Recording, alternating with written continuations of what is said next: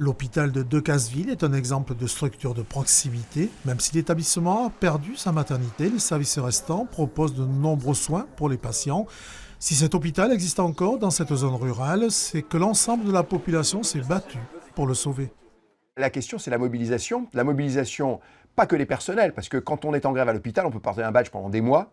S'il n'y a pas le soutien de la population, si on ne va pas chercher les élus pour les mettre face à leurs responsabilités et qu'ils agissent aussi, on ne crée pas le rapport de force. Ce qui est clair aujourd'hui, c'est que si le directeur général de l'ARS et si le directeur qui est ici sont plus conciliants que d'autres, c'est parce qu'en face d'eux, il y a ce rapport de force. Pour les syndicalistes, l'urgence, c'est le dialogue social dans les établissements de santé dans un contexte de fermeture des hôpitaux de proximité.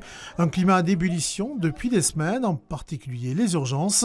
Dans l'Aveyron, les 5 services sont en grève depuis plusieurs mois et au niveau national, 223 services sur 524 sont en grève aussi. Il y a une grande colère de la part des professionnels dans notre secteur d'activité parce qu'ils dénoncent déjà depuis plusieurs mois des conditions de travail très difficiles. Ils sont éprouvés au quotidien.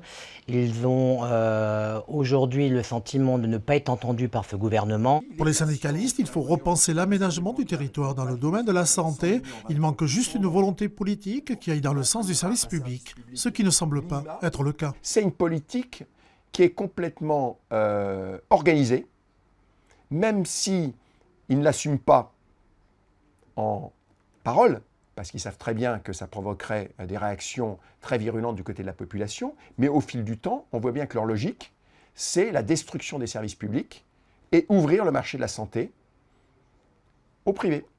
Syndicalistes et salariés attendent la loi de financement sur la sécurité sociale qui donnera des indications sur les moyens attribués aux revendications des salariés et aux établissements de santé.